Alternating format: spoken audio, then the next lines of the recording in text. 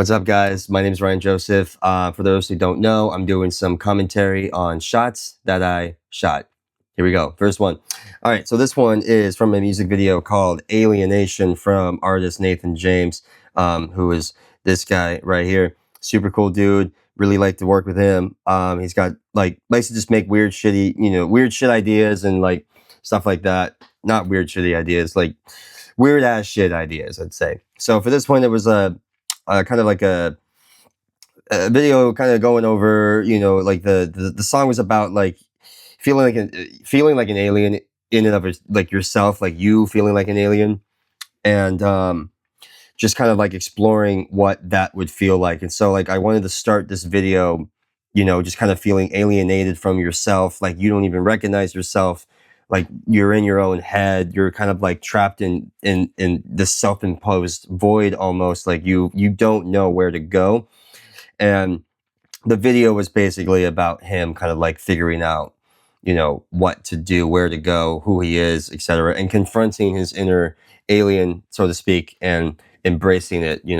So we started the video off in this, just this empty room. So we found this set that just kind of has like this nothingness feel, but it does have these cool little textures here, these little geometric shapes and whatnot. And they actually did have lights that were, coming through here.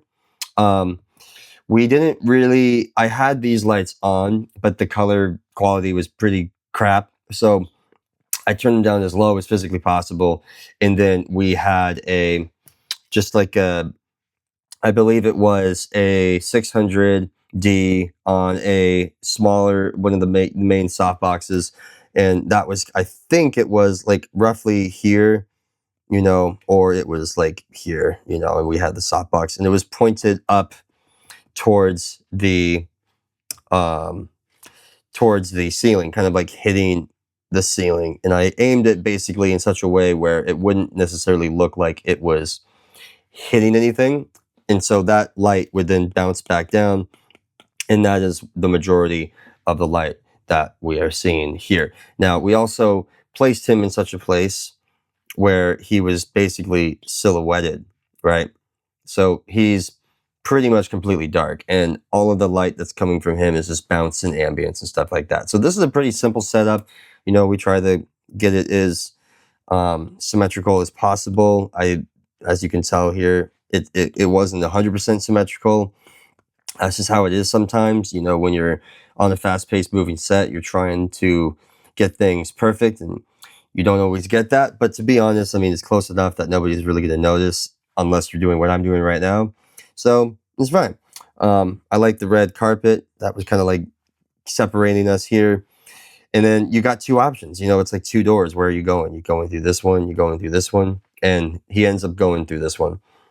So yeah, pretty simple shot. But, sometimes simple shots are what you end up shooting. So how do you make it interesting? What can you do when you want it to be an empty space? How do you make that not boring? And I don't know. What do you think? Does this suck?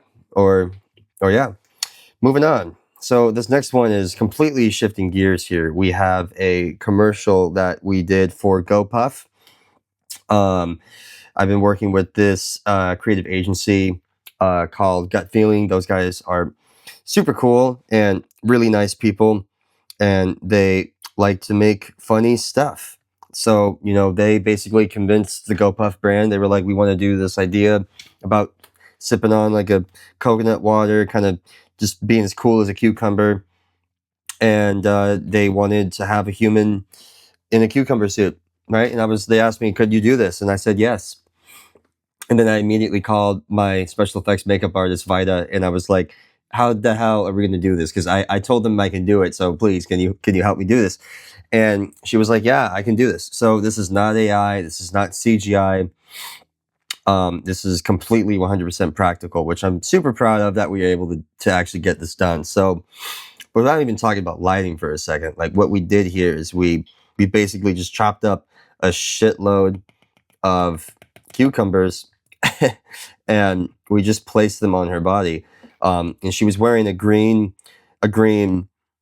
morph suit, which you can see right there, right here. You can see a remnant of the green morph suit, but you can't tell when you zoom all the way out. And so it was really cool just to kind of like see that whole process. And Juliet, the talent here, she had to stay completely still the whole time. Otherwise, things would start sliding off and moving and shit. And so, yeah, that was basically the main interest. We have some cool color blocking with the green versus the red, versus the salmon pink. And we have like this cool little vignette going. It's super subtle, but this part's a little bit brighter than it is over here, right? So, yeah, a couple fun facts. I mean, we shot this on a seamless paper, so it was like a seamless red, seamless pink paper, or something like that. So it just rolled down, and camera was just on a longer lens, kind of tilted top down, just to get us a little bit above her. This logo is CGI, I guess. So we composited that onto it later. The chair didn't actually have this logo. And then, yeah, for the lighting, basically what we got is, if I remember correctly, because we shot this a while ago, we have a softbox that was about kind of fronted here. Then we had I think it was a 6x6 diffusion. I think it was a half grid, or potentially it might have been a full grid, silent grid. And then we had another light unit shooting through that. So basically I had like super soft over here. And then we, had another soft light kind of wrapping around. Something along those lines. Basically, when you're trying to do like some big wraps, you want it to be, you want the commercial look, you want it to feel natural. You don't really want to feel the light necessarily. You just want to, you get some shapes, so this part is a little brighter than this part here, right? But it's really, really subtle. It's really low. I don't even think we had a bounce for this one. I think it was literally just the 6x and then the softbox. And I don't remember the order. My guess, it was probably like this, because I typically want to shoot the softer in front of the face and then progressively get harder into the back as you go through the back. We might have had a backlight here, but honestly, I would need to check my records and find out. I might pop that up on the screen here of a lighting diagram, or I won't. I don't know. But that's that shot. Next one. All right. So this is the guitarist for actually another Nathan James video. This was for a video called Nails.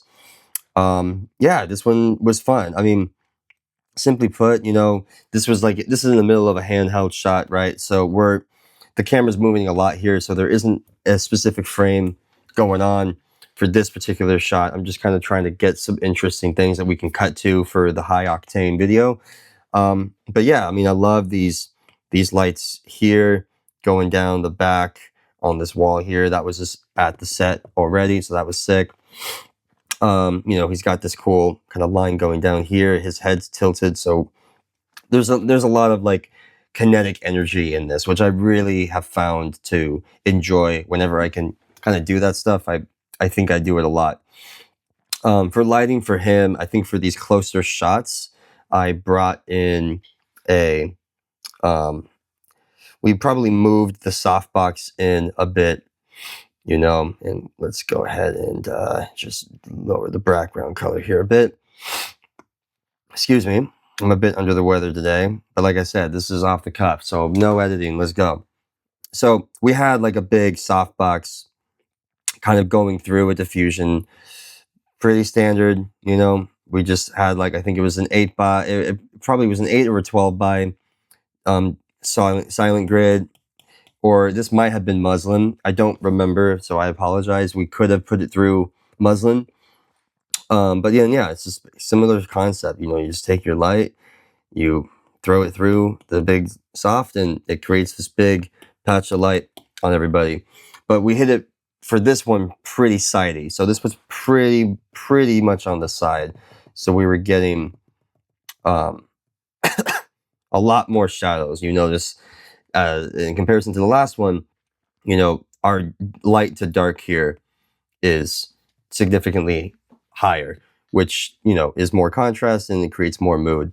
But yeah, nothing too much more to say about this shot. This was pretty simple. We might have had a ceiling bounce. I don't remember.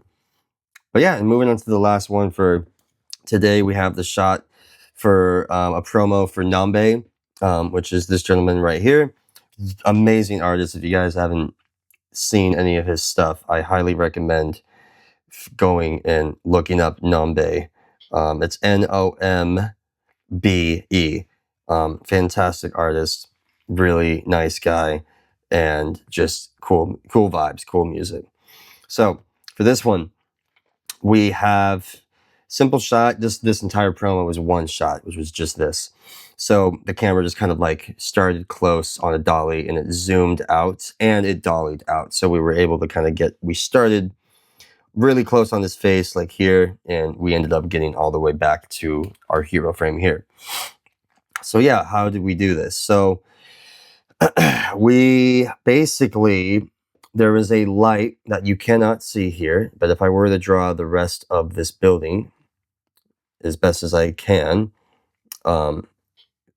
we had a light that was going through this diffused square, like that they already had on the set.